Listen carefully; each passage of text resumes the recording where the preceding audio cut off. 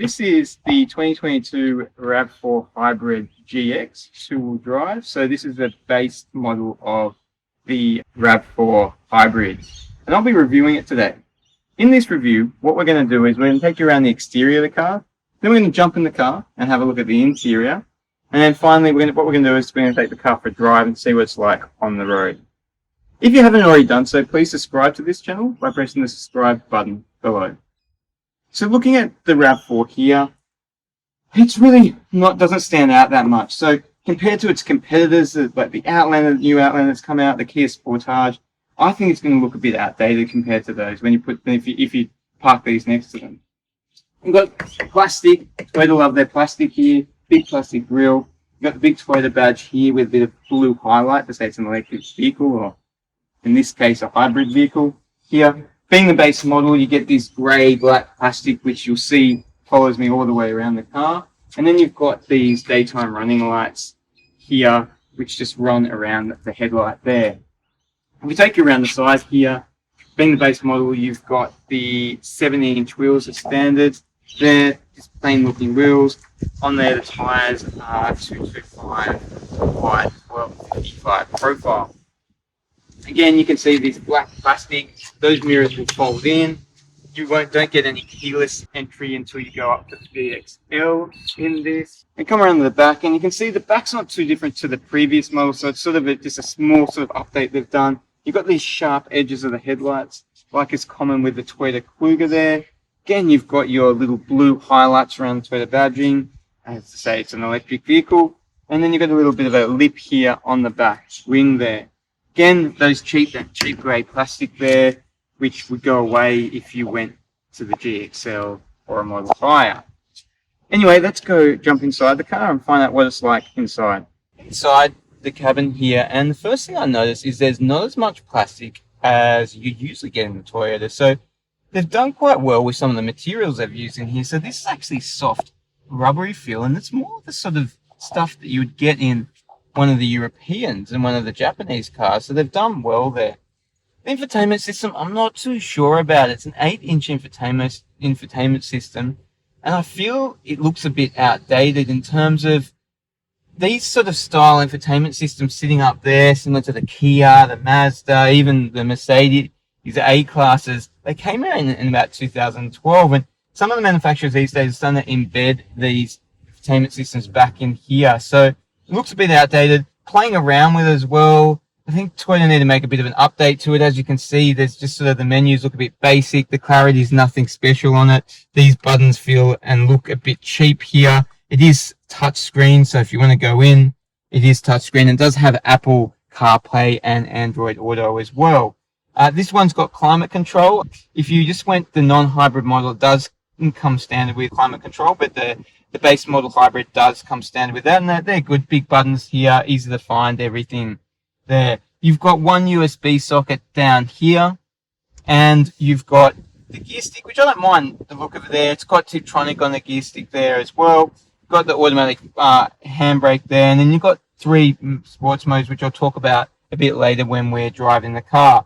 You can go into EV mode, but it will only go into EV mode at certain speeds, or when you're going down a hill, if you say over 40 kilometers an hour. You've got your cup holders here, and then you've got your glove box, and in the glove box you've got 2 USB sockets as well in there if you want to do some charging. It's a pretty nice size glove box. If we take a look at the seats here, again, like if you've watched my Kluger review, I think they need to sort of spruce it up in terms of the fabric design they put on these seats. They just look a bit plain. They're fairly comfortable. I don't have any complaints about it. You've got a lot of other storage areas above the glove box here. It's sort of a similar design actually to the Kluger. You've got these little storage areas. You've got another little storage area around the driver's compartment here.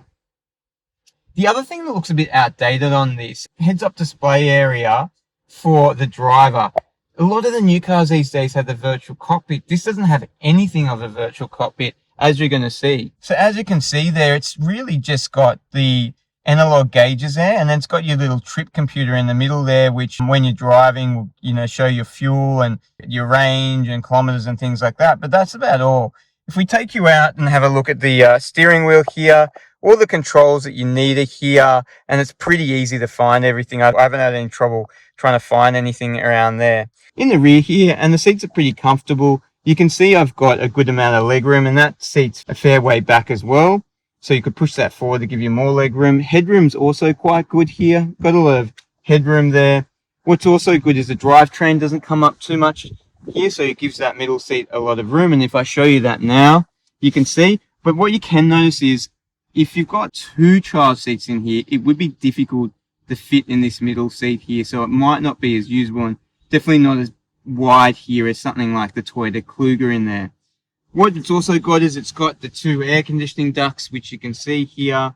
And then it's got a USB port down here for charging any children's devices that you want. You've got the middle console here, which has two cup holders, and you can use that if you've got no one in that middle seat there. So that's the rear of the car. What we'll do is we'll take you and have a look at the boot space. The boot space in here is actually quite good. It's 580 litres and you can fit quite a lot in here, and compared to its other mid-size SUV competitors, it's probably one of the biggest in its class in here. And if we take a closer look at the boot here, what we can see is it's got some charging here. It's got a 12-volt socket there, so if you want to put an SD or something in there, you can. It's got some storage area here, and it's got a space saver tyre in here as well. And there's a bit of room around the side of the tyre if you want to try and squeeze anything more in there. Comes standard with your cargo net here. These seats will fall down 20/40, so pretty easy. Just push that, and then we push this here, and we'll get over 1,000, well over 1,000 litres of boot space in there. There's no electric close here. It's just a manual close. And it's reasonably heavy, that boot, but not too bad. So that's the interior of the car. Let's go take it for a drive and see what it's like on the road. Driving the car, and the first thing I noticed is how quiet the car is. When I first turned it on, I didn't even hear it turn on. I was pressing the button, pressing it going, wondering, okay, is the car even on? Has it got a flat battery or something? I was like, okay, well, I'll put it in the drive, take the electric handbrake off and see what happens. And yeah, it rolled forward and it was on. And that's just that electric engine that's just silent, and you can probably hear now it's very quiet in the cabin. The seating position in the car is also quite good. You sit above the steering wheel and over it, and you get a good outlook on the road and surroundings. There is the 3/4 panel that does have a blind spot in it, but that is quite common in these mid-size SUVs, or in general in the SUVs, so that's not uncommon, and that hasn't really annoyed me much since I've been driving. The car's really smooth on the road as well, and they've done quite well with the sound deadening. So when you jump in a European car, you just feel that quality, and it's just really quiet and things like that. But when you jump into the Asian built cars like this, it is somewhat a bit noisy in the cabin, but they've done really good to get really close to those Europeans in terms of the sound deadening in this. So it's good build qualities, and well done Toyota on that. Being a hybrid, fuel consumption is really good in this. It's 4.6 litres to 100 kilometers, so you're getting over 1,000 kilometers a tank in this, so you'll be definitely happy with the fuel consumption. Performance, well, the hybrid battery delivers 88 kilowatts. This is only the front wheel drive, so it only has one battery. If you get the all-wheel drive, you get two batteries, and that will give you even more power. So this has a combined power of 219 kilowatts and 221 newton meters of torque. Not a huge amount of torque, but it's actually feels okay. It could be a bit more powerful, but if just driving around as normal, you'll be okay with the power. And what we'll do now is we'll just test out the acceleration. So I'm just gonna stop here. I might put it in sports mode as well. So you've got an eco mode, normal, and sports, but I'll put it in sports mode. And then I'll do my usual, put my foot on the accelerator and the brake, and see, it lets me do it for a while, but it doesn't like it too much. Really slow off the get line, even in sports mode. And because it's got the CVT gearbox, it just holds the gears. and I don't like the CVT gearbox. You don't feel any changing of gears, but it just sits there and it just holds the gears there. And it's a 6-speed CVT gearbox. If you go the non-hybrid models, there is actually a 10-speed gearbox that you get in that, but this is 6-speed. And if you don't like a CVT gearbox like me, you'll know that they're slow on getting acceleration and don't get as much feel of the car as you do with a normal gearbox. The steering on this is quite good. It's very intuitive. It's actually not too light. Like if you want to move even at low speeds, it actually moves the car quite well, and it makes it less boring to drive as well. So they've done well on the steering there. The sound system in this car is an 8-speaker sound system. It's probably a standard sort of sound system that you get in these Japanese cars. It's nothing super impressive. You can hear the sound quality is not as good as its European counterparts. So I'll give it sort of a 5 out of 10, the sound system there.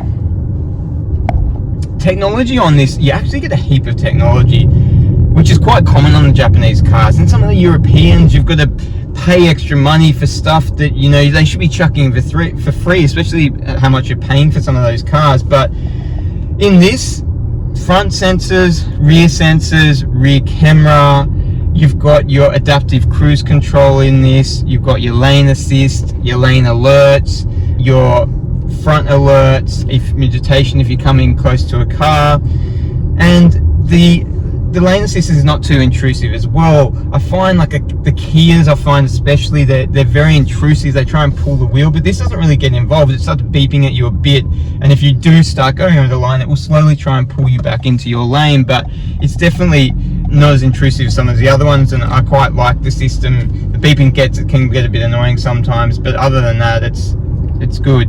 So in general, what do I think of this car? Look, I think if performance isn't something that you really care about and its practicality is, then this could be the car for you. It's very practical. It's a Toyota, so it will last you a very long time. You won't have any issues with it, or not for a long time. It does everything you need to do. It's quite good fitting the family in with the cargo space and things like that. So you definitely should have a look at it. Probably the only downside would be the looks. It's starting to look a bit outdated. As I mentioned before, the interior is looking a bit outdated.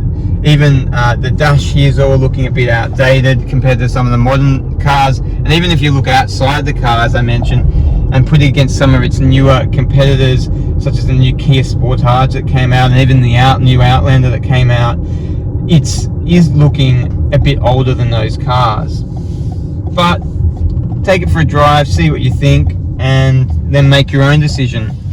Anyway, thanks for watching the review today, and if you liked the review, please subscribe.